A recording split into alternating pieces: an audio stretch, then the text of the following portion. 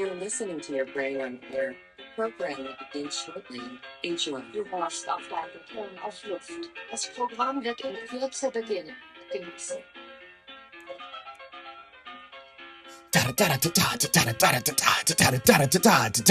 Good afternoon, everyone. Welcome back to Your Brain on Air. I am your host, Ollie Vogt Larson. Several men are suing FanimeCon after developing fungal lung infections from drinking, and you're gonna love this one, foot juice sold by cosplayers during a bizarre stunt at an unofficial off-site parking lot gathering in San Jose over Memorial Day weekend. God help us, ladies and gentlemen. What the hell are men willing to do these days to feel the touch of a woman? Maybe some women are dressed up like Hatsune Miku, folks of a certain generation. If you're over maybe the age of 30, you may be unaware of these events called cons. It's short for conventions. Very basically, these disgusting lots of bandits, I'm going to be honest with you, fans of any variety. They're anime fans, they are video game fans, they're movie fans, they are and the types who allow their obsession to define them and their fashion sense, their lives, and a very childhood-centric lot, very concerning. Adults have replaced buying homes, having children, with dressing up like as their favorite characters, or gawking at people dressed up like their favorite characters. And some of these real sex-obsessed gooner weirdos, they really have a thing for feet. I mean, that's kind of a thing. If you're like a woman, you probably know this. There are men everywhere. They just have their like weird little niches that they get into, like extremely so. And there's also this trend that I don't know if I want to even tell people about this, but if you're not on the internet chronically, you probably don't even know about it. The bathwater trend. It has gone to the point where men are obsessed with the idea of drinking or just owning bathwater of their favorite women to touch their dicks to. This is sick. These men need more than God. They need to reconsider their monkey animalistic ways. It's white boys doing this, by the way. I say monkey in reference to any race acting like an ape. Folks, this independent cosplay creator, I know she wants to make money. I know she's out there just trying to start an independent business like the boss girl she is. Well, her and an accomplice, they set up coolers filled with a mysterious liquid outside of official venue limits. Okay, so basically the product was, the container was filled with a fluid that the cosplayers would submerge their bare feet into. They held up signs reading fresh feet juice and charged passerbys $5 for a swig from the container or up to $15 to consume the fluid directly off of their skin. This needs to be diagnosed, treated, and quite honestly, it needs to be snuffed out from our world. Folks, this, by the way, is what Japan has been busy turning into the last few decades. After we gave them our constitution, after we nuked them to shit, they have been just developing, they've been developing technology that it's been nice to get every few years, and people like play the Nintendo Switch and they're like, yeah, Japan's all that great. PewDiePie must live there, so it must be just like this perfect place. All right, yeah, you'll go to jail if you litter, but whatever. Legions of men are willing to buy panties from vending machines in this country, only to be disappointed, by the way, when they smell clean. Folks, now is the time for rough conversations with your children, your friends, everybody. Let them know that you plan to get them help, whether or not they admit they have a problem. Let's see this clip, ladies and gentlemen. This is sick. By the way, I hope these men win nothing from their case. FanimeCon did not make you suck juice off of women's feet. FanimeCon didn't lead you to a life where your cock is the hardest working muscle in your body. This is disgusting. It's sick. It's your fault. Several men in California are planning to sue FanimeCon after getting lung infections from drinking foot juice sold by cosplayers. The incident reportedly happened during FanimeCon 2026 in San Jose, where a group of female cosplayers began selling cups of red drink for $15, but the drink came with a strange twist. The women would place their feet inside the drink, and when a man paid, they would lift their feet out and let the liquid drip down from their feet for him to drink. This clip, I'm not even going to put it in the... You know what? I'm going to put it in the description for the more daring people that want to take a look at it themselves. It's men in, like, white wigs and whatnot. Even ordinary guys. Like, men you'd see at, like, a math class or something. They're lining up, and they are getting on their knees right around this woman who is, like, sitting in a chair, and she just dunks her feet in the water. Right in it. And not the water. It's like a Gatorade or something. And then these men are going as wide mouth as they can to try to get as much fluid into. This is the gayest thing that I've ever seen men do in my life. This is not an exaggeration. Stunt quickly pulled in a large crowd. Many people paid to try it, and the cosplayers reportedly made thousands of dollars in just a few hours.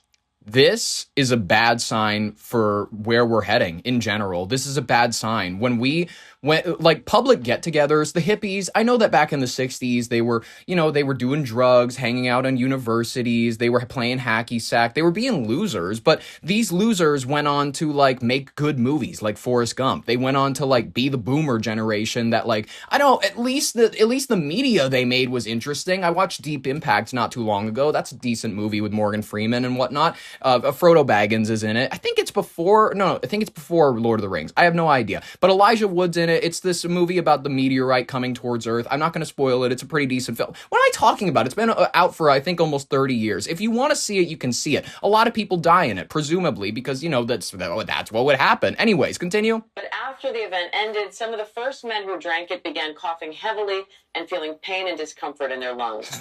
After going to the hospital, they were diagnosed with fungal lung infections and told they needed to stay for treatment. Now, several of the men say they regret taking part and are preparing to sue the event organizers for medical costs. They argue that FanimeCon should have stopped the activity before it became a health risk. You know what you should have stopped before it became a health risk? Your obsession with this culture, with these people. Folks, anime fans in general, because I'm going to go hard on the anime fans because unfortunately this was their community and they just set themselves back 2,000 years. Like, you're going to have to get Jewish prophecy level if you ever want to get yourself back from this, because they're a particular breed of human that are more than just sex obsessed. It's deep. It's within their soul. It's within their spirit. These are the people that have asses, tits, and thigh shots and whatnot as like the background for a PC monitor. These are the people who have body pillows of their favorite characters with crunchy spots near the crotch areas. Folks, these people, and I do not say this lightly, are blights on humanity. Not as though we need to kill them. Of course not. We don't gotta kill these people who need over-exaggerated faces, big booms, big boobs, also big expressive animated bodies, scenes and whatnot where it's like, it looks like a Kundalai painting or some shit. They don't realize the infection that is seeped into their heads. That's how the anime unfortunately works. It immobilizes you. I've sat in some of it, you know what I mean? You put it on and you're like, okay, what are the kids into these days? What is this Death Note thing or whatever? And then you're like, okay, wait a minute. Why is the live action one with Willem Dafoe better? Why is it inadvertently better? It's because the anime effect, it immobilizes your brainwaves with these overly big eyes, these men with curtain bangs but very, very short cut hair. For some reason, they just have these bangs in the front of their fucking forehead. Big swords, flames that are drawn really prettily. You'd be better off watching a live action film and just taking acid and letting your mind do a little bit of work. By the way, the same exact crowd that can sit for these epic tales that take 600 seasons, 45 reruns, whatever, unable to sit down for a film that's more than like an hour 20 without going on the phone. Try it at home, by the way. This is not simply for Japanese anime. It's the same for like the Avatar: The Last Airbender show. It's kid humor. It's like, I'm all focused on, we're going to be a very serious story. We're achieving one with all of the elements, and one will restore peace and balance. And then it's overacting. It's a voice actor yelling, sounding very kooky, not very convincing as the character, but people love how quirky the voice work is. They love sharing clips on Twitter, reaction gifs. It's millennial humor. There's no substance to these. It's the same story you've heard, by the way, 100 times before about a chosen one. They're literally out to, they steal the Jesus plot every single time. Of course I understand it because it's like one of the oldest, most overused cliches in all of storytelling, but then it's like season after season of them formulating their buddy crews, the cast of goofballs you'll just all watch wander through this world someone else dreamed up for you. No mind action required. It's like a Saturday morning cartoon, and listen, it's like superpowers, over 9,000 energy levels, or, oh, this person is powering up their punches. Unfortunately, this is what happens when media literacy stops at about 6th grade. You don't have people watching you don't just have people watching shows with little to no substance. You have people getting themselves into the situations like lung infections so that they can have a video on their phone of them sucking a drink off of their favorite character's socks. Awesome stuff, ladies and gentlemen. Where do we go from here? I don't know, but I must say, some live action fans are just as bad as anime watchers. I'm talking Euphoria. I'm talking The Boys. You get it. Just because, if something is shot with live action doesn't automatically make it a better, greater story or a better medium. Is it a greater, better medium? Sure, but that's not the point. Look, guys, I'm not trying to be the big, we gotta get rid of anime fans guy. Some of my favorite shows and films are anime. I love Lord of the Rings. I love Mary Poppins. Tom and Jerry was the tits back in the day. Looney Tunes, though, was my favorite. Like, guys, I get it. I'm an anime fan as well. But we just gotta prevent ourselves from getting filthy. Do you see me running up to, like, a Bugs Bunny cosplayer going, can we please get a photo? This is embarrassing. These fellas over here, like, tradition, discipline, and rules must be the tools. Without them, disorder, catastrophe, anarchy. In short, you have a ghastly mess. Are you getting this, Winifred? People, final note, these people are animals. Imagine Dragons level animals. All right, let's hear my name in Japanese. As you all are aware, my name is Ollie Vogt Larson. English pronunciation? Larson. Perfect. Now give me the Japanese pronunciation. Orivo Larson. I did this one time, and I was like, oh yeah, like phonetically they fuck up your name because they're using their characters to translate your name. And I pronounced that in front of someone. They were like, oh, you being a little racist right there. And I'm like, what? It's their language. They cannot pronounce the L sound. It's not my fault.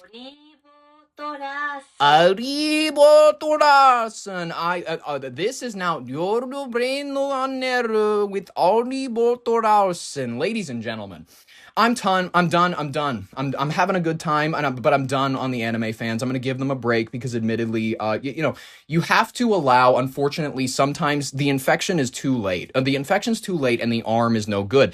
It's better to just cut the arm off at a certain point. You know what I mean? It's like, okay, they are condemned to their layer of reality. We have to accept that. The people who are ready to give themselves lung infections over their favorite cosplayer will always exist. There's nothing we can do to save them. They need God, ladies and gentlemen. Nothing else. Nothing. Coming from the atheists, they need God. They need God to save them, ladies and gentlemen. All right, let's cover our next story. We have honestly a really fun episode today. We are going to cover a bit about the LA mayor's race, a bit about, just junk all throughout the news that we're going to have to sort through. However, there is an alarming new medical trend that is forcing public health officials to issue an urgent warning. The American Poison Control Center is reporting a staggering spike in overdoses linked to the blockbusting weight loss and diabetes drugs that we know as GLP-1s. Okay, calls to poison hotlines regarding the blockbuster GLP-1 receptor agonists such as Ozempic, Wegovy, and Zepbound have skyrocketed by more than 1,500% over the past 5-year span.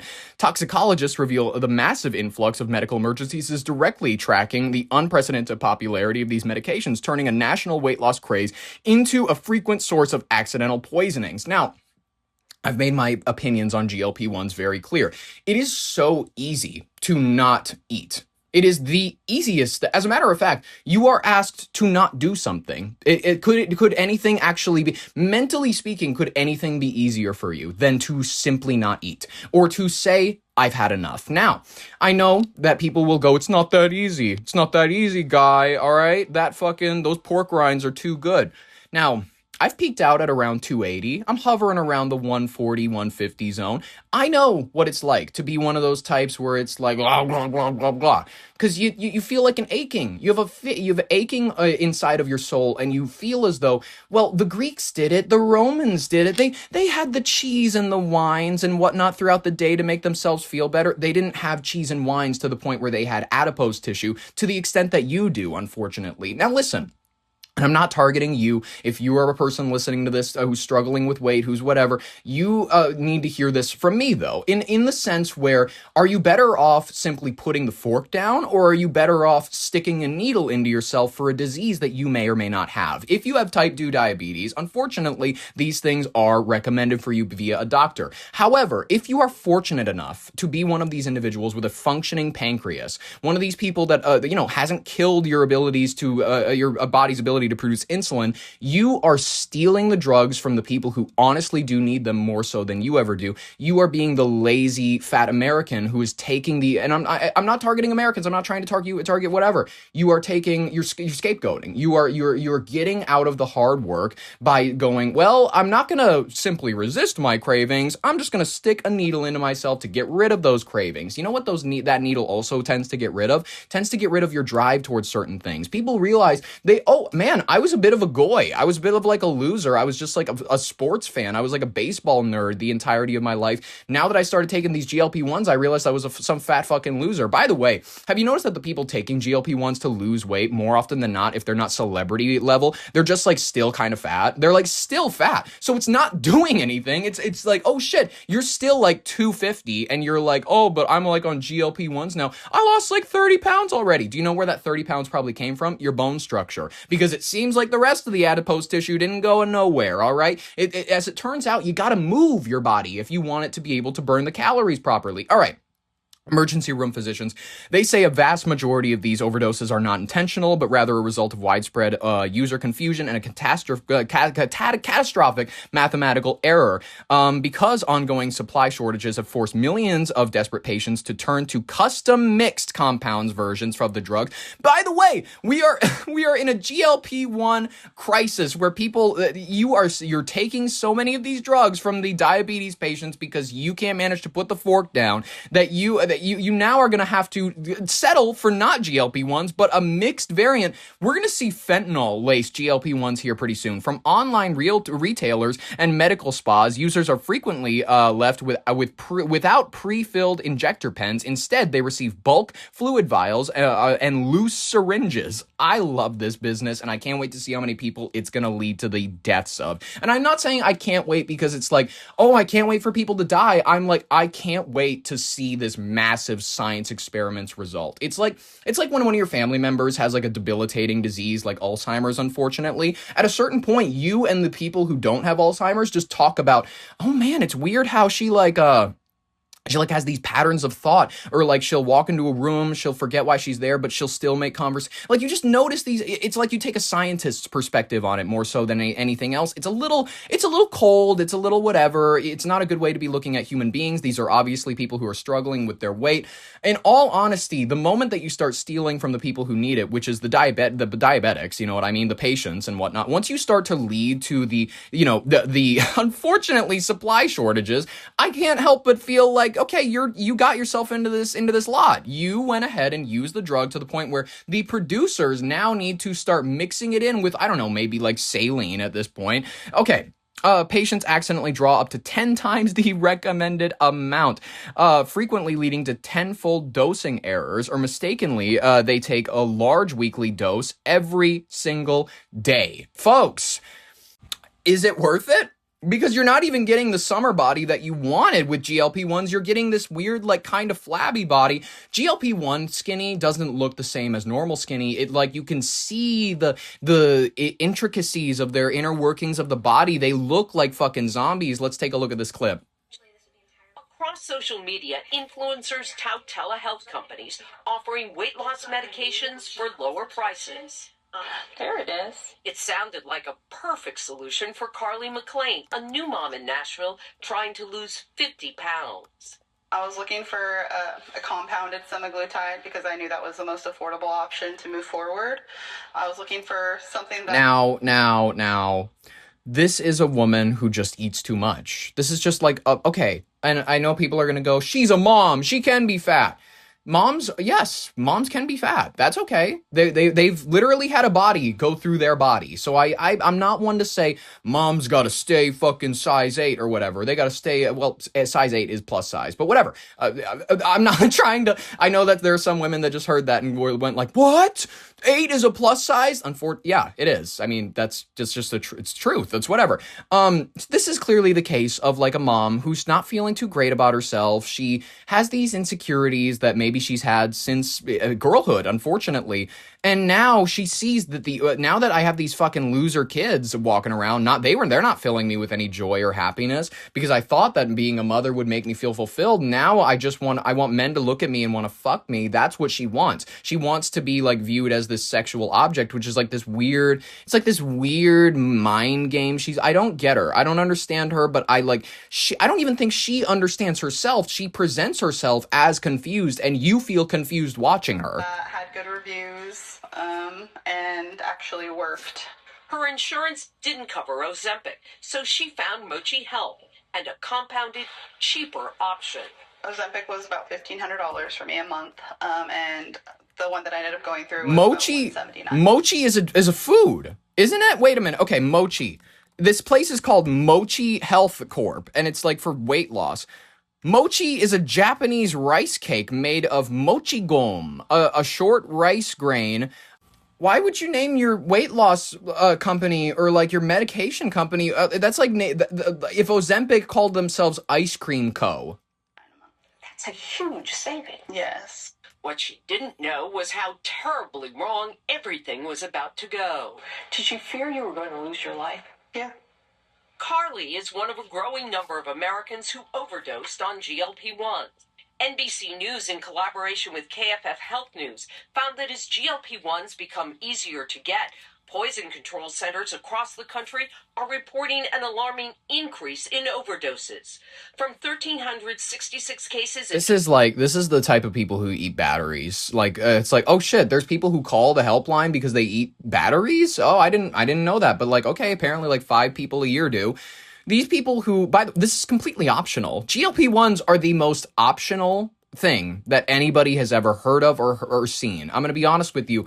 The only instances where I'd be feeling horrible were if these were people with, obviously, diabetes that were, unfortunately, they're forced to rely on supplies that are just not nearly as well mixed. And so they're unfortunately injecting the wrong amount. That is where I'm sympathetic. If you're injecting a needle because you can't manage to go, oh, maybe I'm just going to pull the cookie apart in front of my nose to get all the olfactory glands working, and then I'm not going to eat the cookie. Like, it's that easy, ladies and gentlemen. It's that easy to just like you pick it up, and then you, instead of taking the food and then expounding energy using your jaw to go up and down and up and down for a food that, by the way, most of the time you don't even taste. That's why you're that weight. And I'm not saying you, specifically you know who I'm talking to if they need to hear this message, because when you're at that weight, and you know what I mean by that weight, you don't even taste the food at a certain point. It's just to fill a space. It's just to fill the area in your soul that's like mourning for something. It's horrific. It's terrible. These people need something.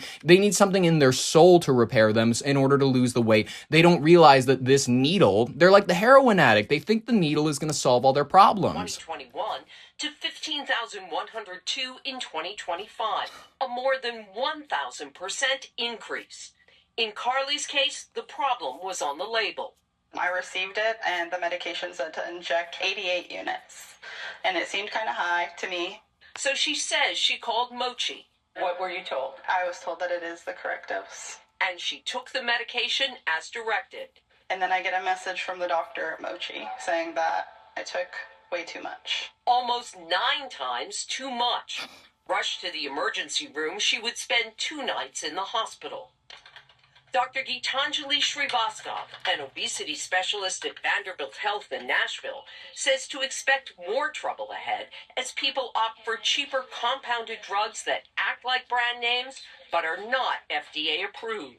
We do not have any control over what is actually mixed within the compounded formulation, and there's not a standardization or standard process where compounding would be very effective or not. I'm still upset that it happened to me, and I'm still upset that nobody's taking accountability for what they did to me. Who did that to you? Still had side effects from the overdose. Mochi Health says it's reviewing the case and is in direct and ongoing communication with Carly to reach a resolution. You okay? But so far, there is none. Well... All right, Ann joins us now live in studio. So, Ann, people at home are going to be watching this wondering, how do they make sure this doesn't happen to them? Don't take GLP-1s. That's actually the crazy thing that a lot of people, they're going to go...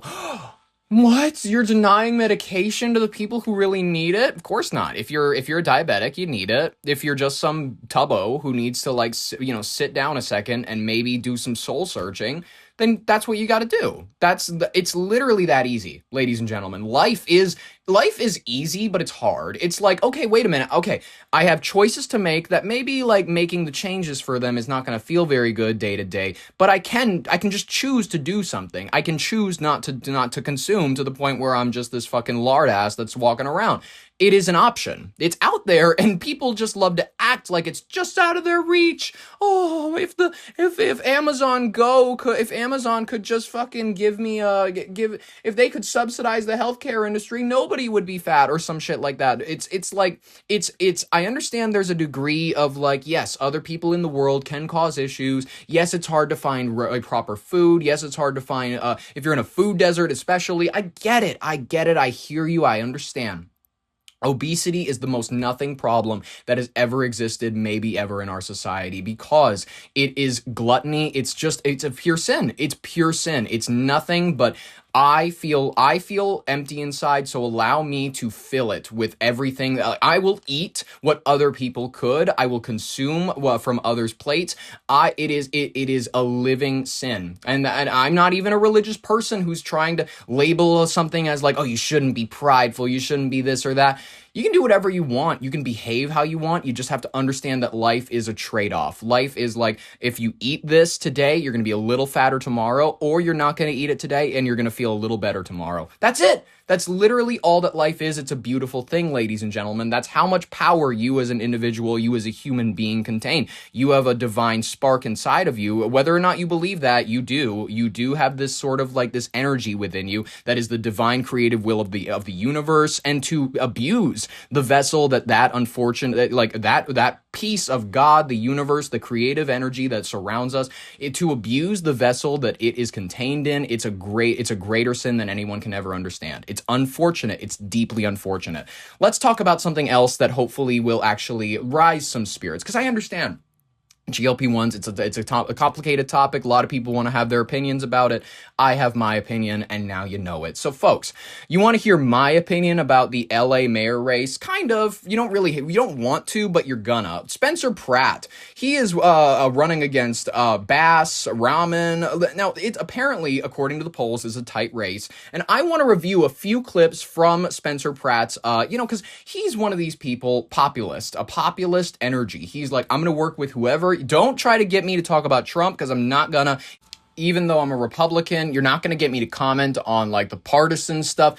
Listen, this angle that he's been doing of living in the van that because he lost his home to the fires, it's a good PR angle. The AI videos he's putting out are weird. I'm not going to lie to you. There's one where it's a bunch of California leaders all dressed up as like these Frenchmen eating during the, I believe it's like a French Revolution thing. They're eating at this big sprawling table shaped like a U, and then guards will lug in Californians and like be like, please, there's homeless drug addicts outside of the school. My children aren't safe. And then like Kamala Harris is drinking a 40, and then she goes, I already approved for 6 more encampments just alongside Washington. Fuck Californians.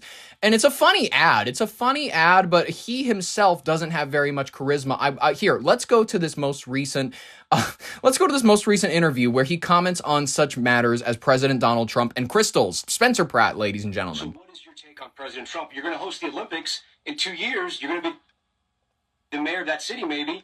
What's your relationship going to be like with President Trump? I'm going to have a relationship with 2 presidents, and they're going to be the same. I'm going to work with the president the same way I'm going to work with city council members, or my state reps, or the lieutenant governor, or the new governor. I'm going to work with whoever I need to work with to execute the best for Angelenos, period. Do you want his endorsement? I don't need anyone's endorsement but mothers. That's who's getting me elected. People keep forgetting it's Democratic moms that do not feel safe that are putting me in office in 5 days. Can you explain to me something? Because you're not afraid of anything. You're not afraid of giving your opinion on anything, but you won't give me an opinion on President Trump. And I get it, that his endorsement, his blessing may not be good for you. Likely isn't good for you in LA. But if you're fearless, what do you think of President Trump? You're a Republican, right?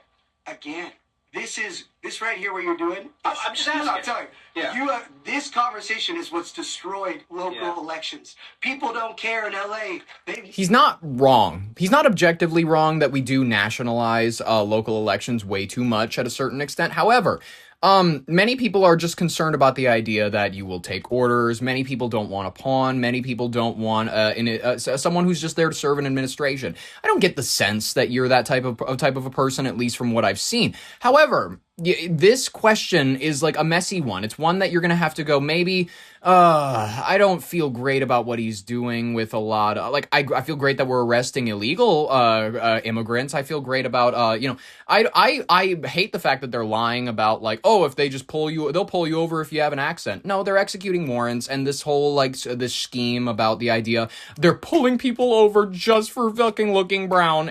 That's not the case. It's literally not the case. You cannot prove it. There is not one provable instance of it. It's whatever. It's okay. It's understandable. If you were going to talk about, Carlos Anthony Garcia, he was illegal. He was waiting on asylum, but he was technically still illegal. You can still be illegal while waiting on asylum. That's something that people don't love to address. It's an easy question. I just answered how I feel about Donald Trump. I would, if he endorsed me, I'd accept it, because I don't give a fuck. The president of the United States just endorsed me. If the president of the United States was Harry S. Truman, if it was Woodrow Wilson, if it was figures that I may have core disputes with about their moralities, I still would have accepted their endorsement. Want to feel safe. They don't want to step in human poop. I don't need to have personal opinions about anybody that doesn't affect them stepping in human poop. It's not being scared. I'm just not falling in for this tribal politics back and forth. It's a local election. I'm not running for president, so it doesn't matter my opinion on any presidents. Okay, but you will, if you get elected, try to build a relationship with him. I will build relationships with everybody to execute for Angelina. So you will be building a relationship with him. That's, if you just want to be honest, just be honest. I appreciate that he tries to be this, like, I'm a forthright guy. I'll just tell you exactly what I'm thinking. But at the moment that you try to press me on an issue, I'm going to back up and I'm going to go, look, it's about the mothers. The mothers are the ones that are going to be like, stop. You need to stop backing up. It's because he knows that he's going to be viewed as a bit of a kook. He describes his fascination with things like crystals. And by the way, when we say crystals, I get it. Quartz, it has energy. When people go like, oh yeah, well, rocks can literally store energy from the earth, all that sort of stuff. Sure. Does he believe in the idea that you can, like, rub it on a cancer cell and that it'll do its best to heal you? Talk to me about crystals. What is the deal with crystals? Do you believe they have powers? I know nothing about crystals, so tell me about it. Do you believe the ocean has powers? Do you believe waterfalls have powers? Do you believe hummingbirds have power? I believe anything God put on this earth has energy, and I respect the earth and the powers of God. And so I don't worship crystals. I think they're beautiful. The ones I collected all went up in value before Mayor Bass let them burn to the ground. They were your stones burned to the ground? Your lapis lazuli wasn't able to hold up? This was a museum grade collection. When I went to heaven, they would be in a museum. The Pratt family collection at the Natural History Museum. These were because of what you've collected. These were specimens. These are not with respect to the farmer's market. These are not, what you're getting when you get your avocados. Yeah. These are. How would you describe? Do you think they have special powers, or you just think they're nice to look at? They're good to collect. Like, how do you explain them? Okay, this watch right here has quartz in it, right. and it has energy. It's moving. Power. That's as much energy as I know. I'm not. Okay. God didn't tell me the details, but I think stones and the earth grounding, as much energy as taking off your shoes and going and hugging a tree. Yeah, this guy sounds like honestly, you hear this shit from aunts, you hear this shit from, like, older females in your family get-togethers. This is not like an out there perspective. This is like a common. This is not crazy. I'm sorry to say it. This person is not, like, out of his mind from what I can tell, but it's what he's saying objectively is stuff that you'll hear at Thanksgiving. I'm just gonna be honest with you. He's not the craziest person that you may have ever heard of. Spencer in general, ladies and gentlemen, it's him or it's Karen. I'm just going to be honest with you, and nobody's loving the options. No one's deeply happy or satisfied as a Californian. Thank God I'm not one. And I'm Pat Harvey. Tonight, a new poll shows LA's mayoral race is wide open. The top three candidates all within a few points of each other. Also tonight, say it. Governor Newsom makes a major endorsement. CBS LA political reporter Tom Wade is tracking all the developments with just 5 days. Just 5 days until the June primary. And then we won't be talking about polls, we'll be talking about results. Exactly. Right? That's all that really matters. All right, so political experts say LA's mayoral race is shaping up to be the closest and hardest to predict in decades. And tonight, the governor... I'll predict it by the end of the episode. By the end of the episode, I'm going to give out my prediction. And I think whoever gets Gavin Newsom's endorsement, I think they're going to lose. Because I don't think Gavin Newsom's word holds very much value in the hearts and minds of Californians anymore, except for the Californian, I guess they're Californian now, but the migrants that he employs on his vineyards and whatnot, that I'm guessing I'm just going to be honest with you. I assume that it is very Django Unchained when you go to the Newsom vineyard. I think he's like the Leonardo DiCaprio in Django. I think that he's like smoking. He's like punching glasses at fucking dinners to scare people. He's like, you got a prize spick right here. He like wipes blood on some brown lady's face. I think Gavin Newsom has like a scary ranch. It's like old school plantation, but in California. And I love that. All right, so political experts say LA's mayoral race is shaping up to be the closest and hardest to predict in decades. And tonight, the governor, as Pat said, making a last-minute endorsement, but it's not in the race that you might expect. Governor Karen Newsom Bass endorsing a second term for LA Mayor Karen Bass. It's over for her. Campaign posting it on social media. The statement from the governor reads, "The work Karen Bass is doing in Los Angeles is making our entire state stronger." Newsom goes on to say Bass deserves another term for reducing crime and homelessness. The endorsement coming the same day a new poll shows the race neck and neck. I haven't seen a race this close in decades, especially for the city of Los Angeles, which is everybody. It's Los Angeles. You're Mexican. You should know that. It's tied within the marching of error. According to the latest LA Times UC Berkeley poll, Karen Bass holds a slim lead with 26% support, Nithya Raman at 25%, a big jump for her since the last poll. Spencer Pratt not far behind at 22%. I'm calling it right now. Spencer Pratt, unfortunately, will not be the next mayor of Los Angeles. I'm calling it right now. Nithya, she's got no aura. No aura. You don't even know who I'm talking about when I say her first name, because you go off of the last names. That's perfectly fine. Raman. Listen, ladies and gentlemen, I don't think Mayor Raman sounds very good. So it's obviously between Karen Bass and Spencer Pratt. I'm going to go out on a limb. And I'm going to say, even though I just said he's not going to win, Spencer Pratt will be. Because we live in a world where we all said that Donald Trump would not be the next Grover Cleveland. Everybody in their minds, they felt comfortable with their own decisions. I'm calling it right now, Spencer Pratt, you will be there when the U.S. Bank Tower is unfortunately attacked. I assume that it's going to be within the next few years. It's regrettable. I don't love it as a reality, but it is probably where they're going to attack us on the shoreline in order to prop us up for moving on, like, troops on the ground into the war in Iran. They're going to say that it was an Iranian drone or whatever, but really they were planning to take the U.S. Bank Tower is the one that everybody knows. It's the most iconic one. It's the tallest building in Grand Theft Auto San Andreas. I'm going to be honest with you. That's the next building to go. It will be a 9/11 on the West Coast, and nobody's talking about it. It's unfortunate. Spencer Pratt will have to oversee it. Spencer Pratt not far behind at 22%. What's interesting is that a lot of people haven't turned in their ballot or are just really glued to the TV and trying to figure out who they're going to vote. There are too many undecideds, and even those who said they're going to vote and they know who they're going to vote for, they still haven't voted. Raman's campaign celebrated her surge from the number 3 spot into the number 2 spot in the latest poll, posting Nithya Raman now only 1 point from first place. Pratt responding to the latest poll numbers, taking a jab at UC Berkeley, posting, "As a Trojan, I would never go off a UC Berkeley poll. Fight on." I think that it's possible that Spencer Pratt still has a lot of kind of energy around his campaign. They claim that they're going to be turning out some non-traditional voters. I think their ability to turn out non-traditional voters is greater than the ability of the Raman or Bass campaigns to kind of turn out voters who are kind of the disaffected class.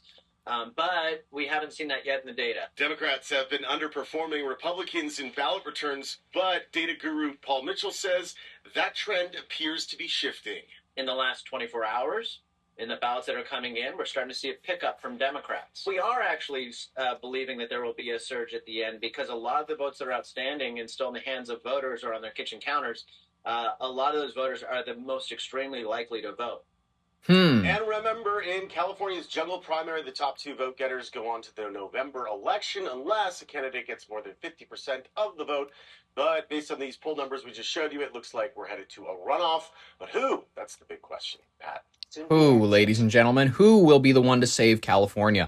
More specifically, Los Angeles. Maybe I'll run. Maybe I'll be the mayor of Los Angeles. I'm sure that I would be... Listen, I'm a crook, but I'd probably be the least crook-like individual to ever hold office.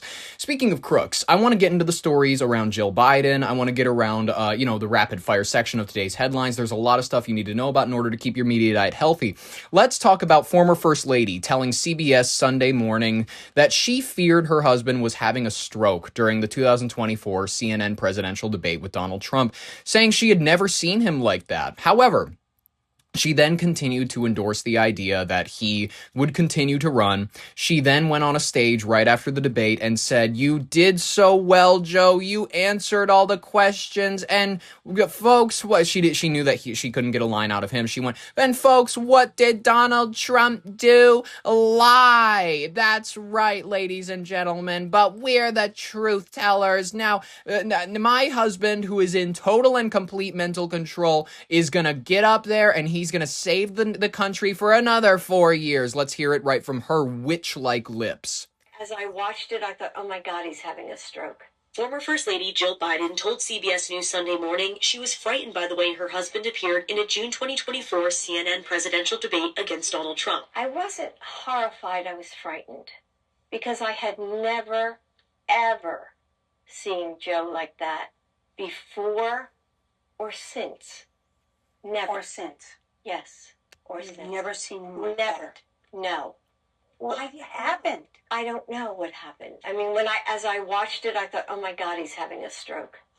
And it scared me to death. I'm scared. That debate performance led to calls for the sitting president to drop out of the race, which he did roughly a month later. I'm scared. I love how she starts womaning it up right away. I'm a scared little girl. I didn't pat my feeble-minded husband on the back. I didn't endorse the idea that he should continue to run the Democratic Party into the ground, resulting in us losing the House, Senate, and the presidency. I'm a little girl. I'm a little girl, and there's nothing more I could have done. I love when people fall on that. It's okay. As his wife, you're not required to be the one that is able to tell him the unfortunate truths. You're not required to be emotionally responsible. You're not required to be any of that. As a wife, you're just supposed to be a little girl, a little observer. You're not supposed to have opinions. You're not supposed to have a mind of your own. You're not supposed to be, I wasn't horrified. I was frightened. I thought that the president of the United States was having a stroke. Listen, I love her words, ladies and gentlemen. Jill Biden, I will miss her to the end of time because we don't have people that are just willing to go with the program like that anymore. She had Pam Bondi levels of just like, I was given a message and now I execute the message. The Democratic Party has lost a lot of those individuals, regrettably. Now they're all turning to socialism. The Democratic Party is fracturing. People are supporting Zohra Mamdani. They don't know what's up or down. There's, videos being put out by the New York City mayor right now where he's talking about like, oh shit, like, let me do an ad for childcare with Lin-Manuel Miranda. What is this? Hey, my man. Hello, Mr. Mayor. How you doing? Good. How are you? Doing well, man. Where are you? It's just two brown guys like in a smiling competition. I am at the United Palace Theater in Washington Heights, New York. Wow. My second home here uptown. It is gorgeous. Well, you know that we are bringing universal childcare to New York City. Oh, I heard. And as you know, one important way to get the word out is having a catchy song. What? And I used to write jingles. Okay, and then they have like this fake debate about whether or not they're like, oh, we have to write a song in order to get a bunch of New Yorkers. Unfortunately, this gaggle of fellas, they are the ones that make me think maybe brown-eyed supremacy is kind of a bad idea. I'm a brown-eyed supremacist. I have shit-colored eyes. They're very black, very dark. I need people to understand. When I talk about brown-eyed supremacy, I'm not talking about fellas like Lin-Manuel Miranda that have done one good musical. You listen, or by the way, you listen listen to any of his other musicals that aren't borrowed from famous hip hop or whatever, or even like In the Heights, you're like, okay, wait, this is like boring. This is like, it's hard to sit through this. Anyways, let's move on. I can't focus on them the entirety of the time. The Dead Sea, I can focus on that. It's at its lowest point. It's the lowest point on Earth, and it is unfortunately dying. The intensely salty body of water, a huge tourist draw, has been shrinking at a rate of about 4 feet annually for decades. So, are we going to mention what country is desalinating the water and using it up? No, we're not going to mention the Dead Sea, whoever may be using. We're not going to mention who may be using the water. We're just going to talk about the fact that it's dying, by the way. It has shrunk by about 1/3 in the last 50 years. Its salt-encrusted shores now stand as a testament to the rapid pace of change. This is last year, 2 years ago. Every step it's a year. Each step shows how much the sea level has dropped from one year to the next, at a rate of about 4 feet per year, like nothing else in the world. And it's almost entirely man-made, caused by diverting water for agricultural and drinking needs in factories that pump billions of gallons of water each year. Owned by who? Owned by who? That's the curious thing. I love how CNN's like, shit, man, someone is just guzzling up this water, but then the moment someone throws a straw behind their back, it's like, oh shit, who's drinking it? Here to extract minerals. The impact isn't just environmental, it's also financial. This graveyard of palm trees and graffiti buildings was once a thriving beach resort. The road leading to it explains why it's been abandoned. Tourists used to take this road all the time to get to the Dead Sea, but now sinkholes like this one line its path, and the whole area has been abandoned. And the concern is that more sinkholes will continue to happen as the Dead Sea drops, and tourism will be severely impacted.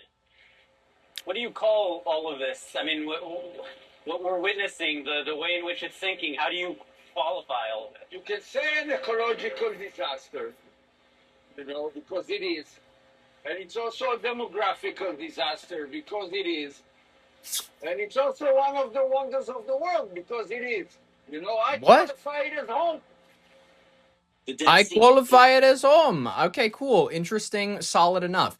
The nation itself, you look at these beach resorts, you look at all of this, you're like, it's dusty. What are people fighting over? What is the obsession with this particular region of the world? And listen, I want to play a clip more specifically from probably one of the highest IQ sources that we have in our society these days, the H3 podcast. Ladies and gentlemen, Ethan Klein, a gentleman who I believe should be more familiar with the history of Israel, should understand the historical importance of a city like Jerusalem. I want to get his take. As an Israeli man himself, is he from Israel? I don't think he is. Ethan Klein, where was he born?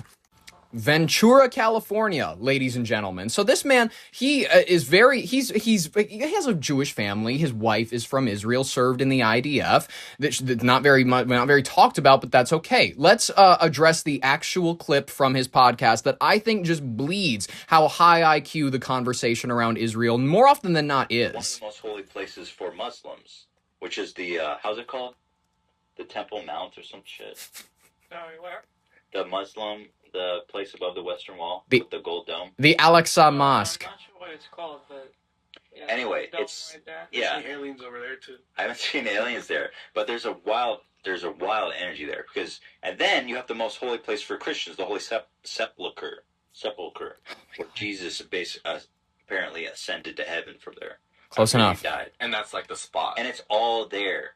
It's all in like one half a mile radius. It's all there. Yeah, it's a lot of energy. It's some sort of energy. It's weird. You have a high IQ individual like Joji chirping up every now and then. It's a lot of energy, man. It's just like there's a lot of energy in that city. Damn. So you wonder why it's all there. I mean, because of history, but why there? Like, it's wild. So there's something special. There's definitely some weird shit about Jerusalem because everybody's been fighting over that. The Christians, the Muslims, the Jews, for thousands of years. They're all retarded. That's why. Christians, Jews, and Muslims are all retarded. That's why they all fight over that city. I don't know why. It's not that fucking great there. It isn't. It's not that great. I mean, objectively speaking, it's not that great. It's so weird. Like, Israel is so small, and just everyone around it is fighting over this They want tiny it. area. It's not big. It's strange. I wonder if it was like a really important trade hub because it's right on the Mediterranean. Jerusalem's not. It's inland. Yeah. There's no legitimate reason for why anyone would care about Jerusalem. It's a shithole. I mean, it's a nice city, but why is everyone fighting for over it? fucking thousands of years. It's crazy. Why? You guys, I recommend people to visit there. I'd love to. It's interesting. We should go together. Jerusalem is a We should go super together. interesting town, man. But like when the first time I was there, I was super surprised by all the you hear about the checkpoints and the walls and all this. Right. Well, yeah.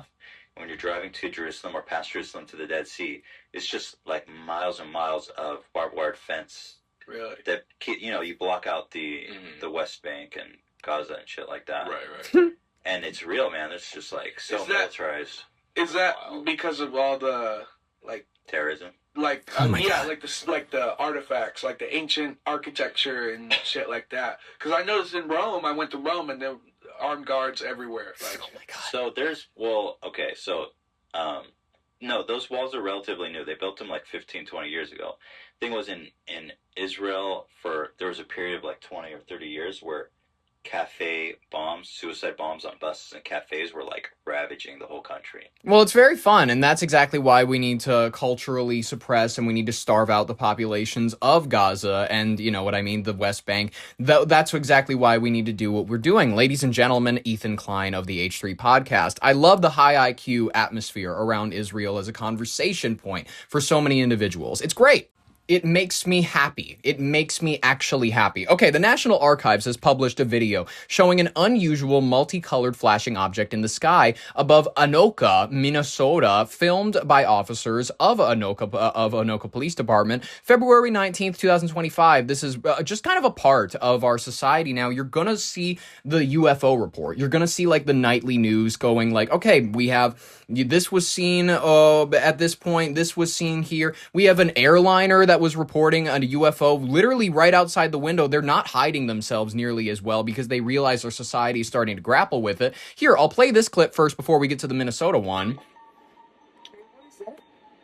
It's like this black spool. It's like this black perfect disc coming out of the clouds above the Aegean Sea. This is like a commercial jetliner.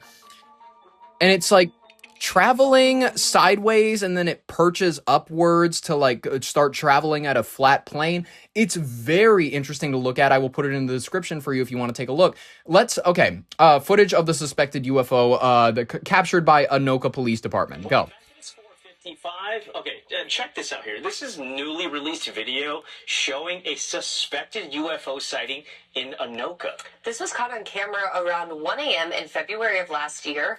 The video now being released by the National Archives along with several documents which say at least 3 Anoka Police Department employees reported seeing this, which they believe to be a UFO. Witnesses described it as colorful with, it was about the size of an SUV or a school bus.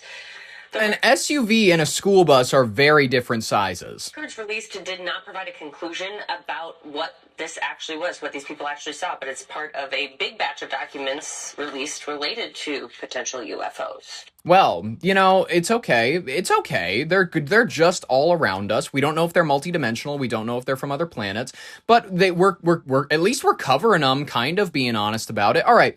If you didn't know, Meta is about to raise prices. Facebook Plus, Instagram Plus, Snapchat Plus are all on their way. And what do these entail? Basically nothing for, I don't know. They're going to cost you like monthly $2.99, $3.99, whatever. They're going to do WhatsApp, all that sort of junk. They're rolling it out. It is $3.99 a month for Instagram Plus and for Facebook Plus, and for WhatsApp Plus, it's going to be $2.99 a month. You have to pay them separately? Exactly. This is all going to be separate. There is no bundle yet. What you're going to get is going to depend on the app, but for the social media focused ones, it's things like extending the life of your story, which only lasts for about 24 hours right now. Why? But that's the point of story. Hey, sometimes you got it. Like yelling at her. What are you doing to us? You can also, you'll be able to search for who's watched your story, how many times they've rewatched it. For WhatsApp, it's going to be more messaging features like custom ringtones. I think the takeaway here is Meta is saying we've got heavy users, people that want to grow their followings. Let's find a way to monetize them. What if you just want to do what you're always doing? Then it's free. Then you keep on keeping on. And by the way, this is sort of how it's existed. It's advertising. It's advertising supported. I think what's really interesting here is Meta is following the trend of many other companies like X, like YouTube, and saying, hey, you know, we're spending tons of money on AI. We need other revenue streams. And social media is becoming sort of tiered. It's pay to play if you're a heavy user. How do you think most users will respond to this?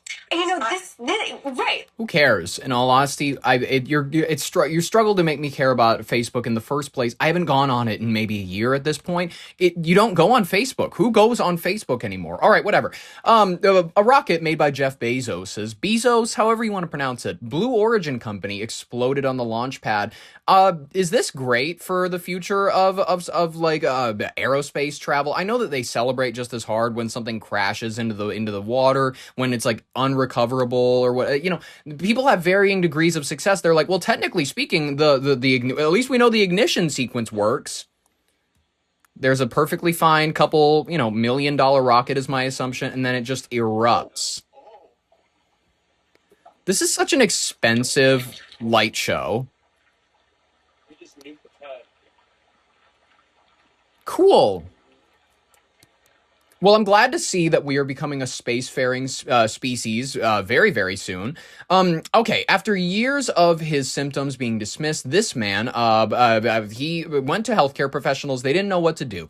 He's a man from Nova Scotia, and he's been diagnosed with something called auto-brewery syndrome. Now, he's trying to secure treatment for the rare disease that causes him to become intoxicated without a sip of alcohol. Now, listen, this, many people, depending on how alky and gross you are, you're going, that sounds awesome, man.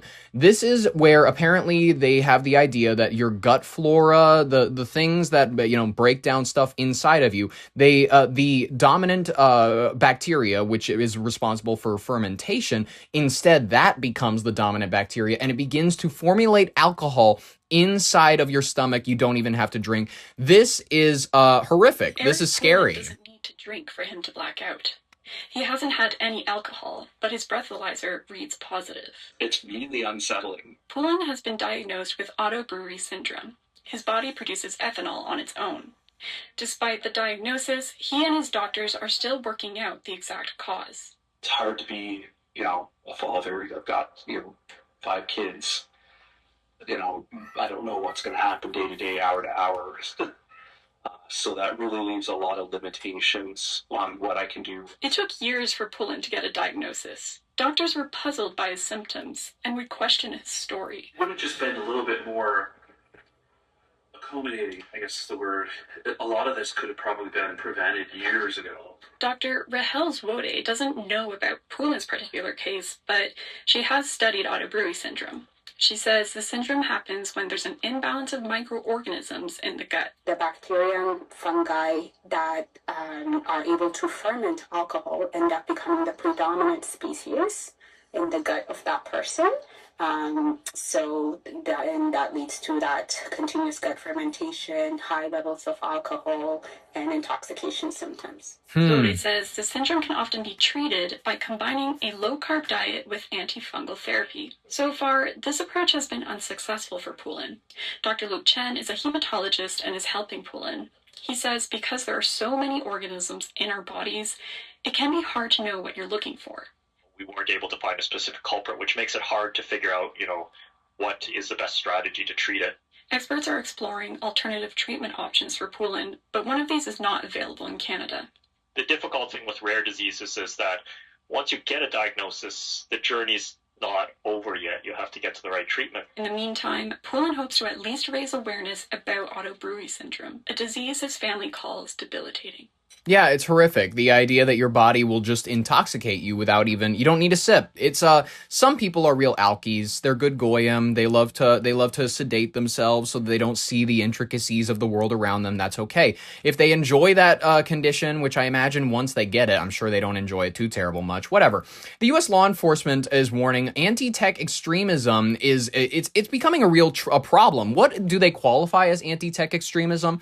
Are you taking pictures of data centers? Are you talking on social media too much about your hatred of these companies, what they're doing to the planet? I'm going to play this clip for you that might make you a little nervous, but you know what I mean? You need to know about it just in case you are a little too passionate for their liking. Anti-tech extremists. If you talk about data centers online or you photograph them in person, you may be tracked down. You may be categorized as an anti-tech extremist. This investigative report, published by Wired and detailed by the journalist Daniel Boguslaw, has exposed an expansive multi-agency operation to try to identify anti-data center posting and radical extremists. They've just created a new term for this that exists in no other laws. The reporting is based on 1,000 pages of internal, unpublished law enforcement documents obtained via the Freedom of Information Act. The Department of Homeland Security, FBI, and regional state-level fusion centers have formally built and deployed a sweeping novel classification system to identify people who are talking about data centers. Local fusion centers have expanded their monitoring to watch over local town halls, where residents are gathering, of course, to oppose these data centers,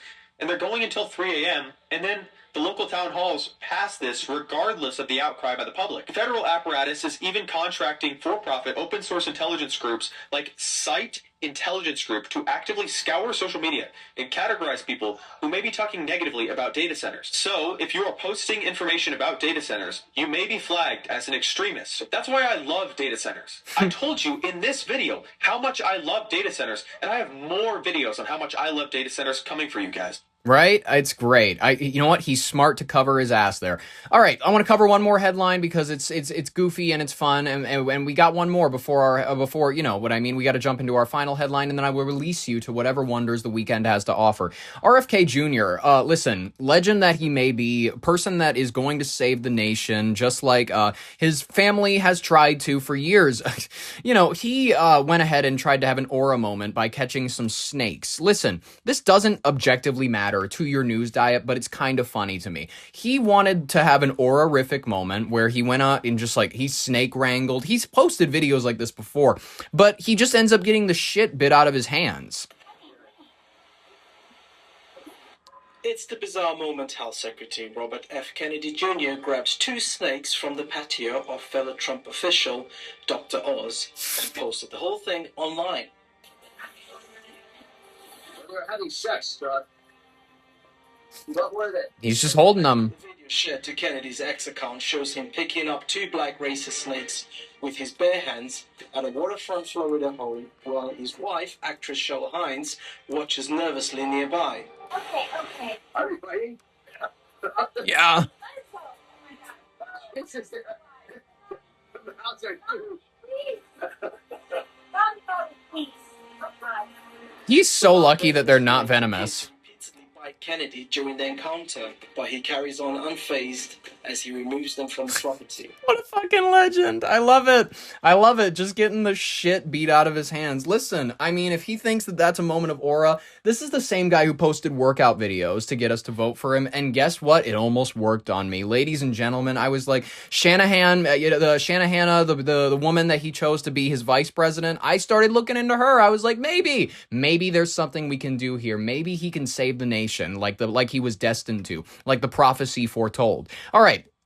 Let's talk about our final story. Just a nice little one to remind you all, if you planned on doing something fun this weekend, make sure it's not at Disneyland. Okay, school chaperone arrested for voyeurism at Disney's Magic Kingdom. So, people love to call it the most magical place on earth. It's a place where criminal investigations will befall you. A 21-year-old Orlando man has been arrested with and hit with a felony video voyeurism charge after a disturbing incident inside Walt Disney's Magic Kingdom, Walt Disney World's Magic Kingdom. According to the Orange County Sheriff's Office, the suspect, identified as Ryan Balfaker, bad last name, was acting as an official school chaperone for a visiting school choir group when he was caught secretly recording a female theme park guest. Okay. The incident unfolded Tuesday night in a crowded queue for the high-speed Tron Light Cycle Run roller coaster. Jesus, this is, I can't get excited about things like amusement parks, theme parks. People go, oh, you don't like to have fun. I'm like, I don't like to have manufactured fun. I don't love the fun. My idea of fun is not being launched into the stratosphere by a fucking a metal hunk of shit that looks like it could fall apart at any moment because it was thrown together by people that probably don't even speak the same language as you. Investigators say that the female victim heard a suspicious noise behind her and turned around to find Beau Faker crouched down on his hands and knees. Deputies say the chaperone was holding a smartphone at an upward angle, actively recording up the woman's skirt. The victim immediately confronted Beau Faker and demanded that he delete the footage, but she was unable to confirm if he truly erased the file before he slipped away into the crowded theme park. Disney security personnel quickly used the victim's physical description to track down Beau Faker on the property and detained him until local sheriff's deputies arrived. According to the official arrest affidavit, Beau Faker initially claimed that he had simply knelt down near the wall outlet to charge his phone. Fuck yeah. Nice excuse. However, investigators say he ultimately confessed to recording a 15-second video of the woman, explicitly admitting to deputies that he intended to keep the illicit footage for his own sexual gratification. Okay. Beau Faker was also booked into the Orange County Jail on third-degree felony count, a charge that carries a potential penalty of 5 years in Florida State Prison. Authorities have confirmed Beau Faker was supervising students with the South Creek Chorus Group. Deputies have not yet indicated if any minors were targeted or if additional victims have been identified on this device. Walt Disney World officials have reaffirmed that they have a zero-tolerance policy regarding guest safety. I know, they're absolutely against the idea of you being safe. While local school representatives have yet to release a statement on the vetting process for chaperones. Well, maybe they're not as, if you are entrusting your children with the school system, other people, like even sleepovers are just not worth it. They're not worth the risk at this point. Your child is unfortunately going to go play like a game that's going to scar them for the rest of their life with their friends. That's exactly why my mom was like, maybe sleepovers aren't a great idea, because you're literally entrusting your child in the protection of some other household. Maybe they don't even know the parents. Who's your friend? Brian? I don't know this fucking kid. Sleepovers are just not worth the risk these days. To the Magic Kingdom ends with a man in handcuffs after deputies say a woman caught him secretly recording under her skirt. Typical trip, by the way, for the average Disney Magic Kingdom purveyor. She waited in line for a ride. Investigators say the accused wasn't just another park guest. He was a chaperone on a school chorus trip. The incident happened last night near the Tron attraction, and tonight we're learning what deputies say he admitted to after being taken into custody. News 6's Catherine Silver is live outside Disney with the new details from the arrest report. Catherine.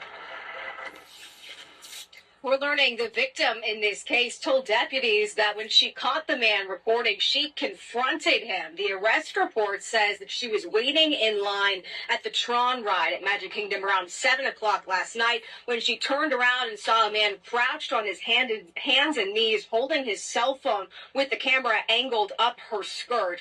Deputies arrested Ryan Boufakir after the... He has the exact face you'd expect him to. I'm not saying racially, he just looks like a spun out, washed out, rinsed out geek. She demanded he delete the video. Like he looks like he could be white with just like big lips. Also reported what happened to Disney security. The arrest report says when they tracked him down, he was still on Disney property. He allegedly told investigators he had bent down near an outlet to charge his phone, but then did admit that he took a 15-second long video and intended to keep it for his own sexual gratification. Why'd you cop to that? Like they have you, you can still find a time to delete it. This guy, he just wanted to get caught. I guarantee you that was a part of it.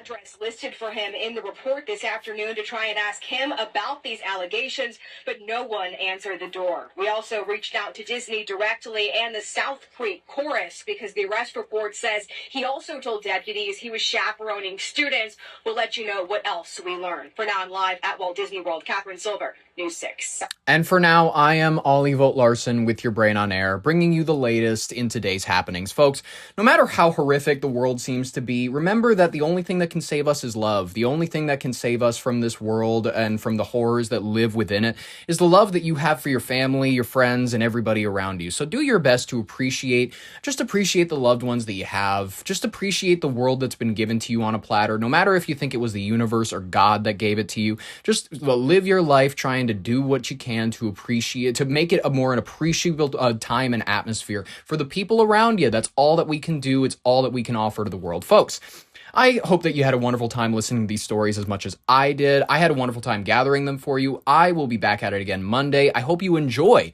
whatever this weekend has to offer to you. In the meantime, if you want to be here for Monday's broadcast, we do Monday through Friday. Subscribe if you want to be there for it. Like if you liked it. Ring the bell for notifications. In the meantime, I have been Ollie Vogt Larson with your Brain on Air. Thank you so very much for listening. I hope you have a wonderful weekend. I will see you next week, and bye-bye.